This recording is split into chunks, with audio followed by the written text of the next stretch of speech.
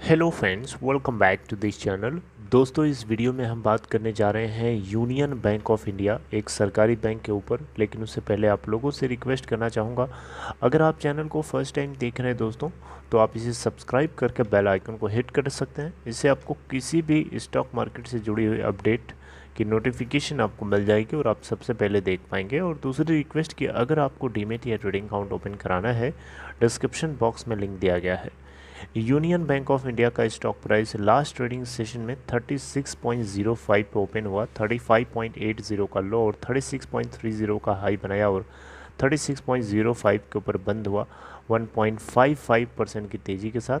And corresponding market cap 24,639 crore रुपए है। 55,21,850 total volume NSC के ऊपर, जहां 52 वीक लो है इसका 27.20 का और हाई है 54.80 का। प्रीवियस ट्रेडिंग सेशन में डिलीवरी परसेंटेज अगर आप देखें तो कंबाइंड बेसिस पे टोटल वॉल्यूम जनरेट हुआ 59,98,410, जिसमें से 23,09,970 क्वांटिटीज़ की डिलीवरी उठाई गई, यानी परसेंटेज ऑफ डिलीवरी है 38.5%। डिलीवरी परसेंटेज में हमें जंप देखने को मिल रहा है। दोस्तों, एक खबर है, खबर आपको थोड़ा डरा सकती है, लेकिन फिर भी आपको डरना नहीं है। खबर को समझिए पहले। दोस्तों, खबर आपको पता होना चाहिए, वो ये है कि यूनियन बैंक ऑफ इंडिया ने जो लोन बांट रखे थे श्रेय इंफ्रा को और श्रेय इक्विपमेंट को, उसको लेकर के एक बहुत ही शॉकिंग न्यूज़ सामने आई है। यूनियन बैंक ऑफ इंडिया ने श्रेय इंफ्रा के बुक्स ऑफ अकाउंट को फ्रॉड डिक्लेयर कर दिया। ऐसा यूनियन बैंक ने क्यों किया, आपको पता है? यूनियन बैंक का यहाँ पे स्टेटमेंट जारी करके ये बताया गया स्टॉक एक्सचेंजेस को कि जो पर्पस के लिए इन्होंने फ़ंड लिया था उसको पूरा नहीं किया, बल्कि इस फंड को डाइवर्ट किया है। यानी श्रेय इंफ्रा के अंदर फंड डाइवर्जन का आरोप लगाया गया है यूनियन बैंक ऑफ इंडिया के द्वारा, और इसके चलते उसके अकाउंट को फ्रॉड डिक्लेयर कर दिया गया। अब आप सोच रहे होंगे कि यूनियन बैंक ऑफ इंडिया का कितना एक्सपोजर है, राइट? तो देखिए, टोटल बैंकिंग सेक्टर का जितने भी बैंक्स हैं उन सभी का जो टोटल मिला करके श्रेय के अंदर जो एक्सपोजर है 21,000 करोड़ रुपए का है, जिसमें यूनियन बैंक ऑफ इंडिया भी आता है जिसका एक्सपोजर है 2,932 करोड़ का, और सबसे ज़्यादा exposure union bank of India का ही है, सबसे ज़्यादा है।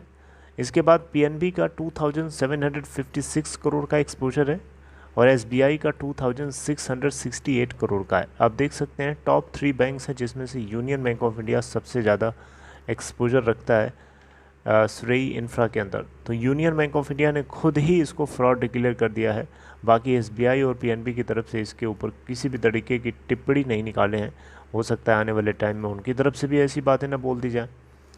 और भी इसमें बैंक्स हैं जैसे कि इंडियन बैंक है, सेंट्रल बैंक है, बैंक ऑफ महाराष्ट्र है, कनारा बैंक भी है इसमें, बैंक ऑफ बड़ौदा है, एक्सिस बैंक है, यूको बैंक है, आईडीबीआई बैंक है, साउथ इंडियन बैंक्स भी हैं, बैंक है ये भी। इन सारे बैंक्स, ये सारे बैंक्स शामिल हैं इस 21,000 करोड़ रुपए के एक्सपोजर के अंदर।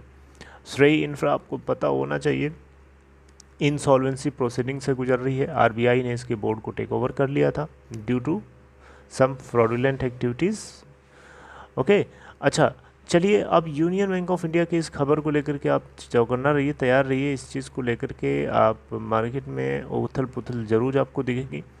बहरहाल दोस्तों, एक और आपको अच्छी बात बताना चाहूँगा। आप सोच रहे होंगे कि यूनियन बैंक ऑफ इंडिया का टारगेट क्या हो सकता है। तो देखिए, यूनियन बैंक ऑफ इंडिया ने अपनी औकात से बढ़ कर के डिविडेंड पे करने की हिम्मत जुटाया है। 1.90 रुपये पर शेयर का डिविडेंड बैंक आपको देने जा रहा है। सोच सकते हैं इतना ज़्यादा डिविडेंड है इसकी साइज़ के हिसाब से, और एक तगड़ा बैंक है, मुझे इसमें बहुत ज़्यादा भरोसा है। और देखिए यहाँ पे एनालिस्ट की तरफ से जो टारगेट दिए गए हैं, अभी तो देखिए एकदम लेटेस्ट टारगेट 13 मई का है, मोतीलाल ओसवाल का 50 का टारगेट दे रहे हैं। 1 साल का टाइम है इनका। इसके पहले इन्होंने 65 का टारगेट दिया था, इससे पहले इन्होंने 65 का टारगेट दिया था, और उससे पहले एलकेपी सिक्योरिटीज़ की तरफ से 60 का टारगेट दिया गया था। तो मुझे लगता है कि 60, 65, 70 के आसपास ये जा सकता है। इसके अंदर अर्निंग पोटेंशियल भी है। एनपीए डिक्लेयर, एनपीए कम होता जा रहा है।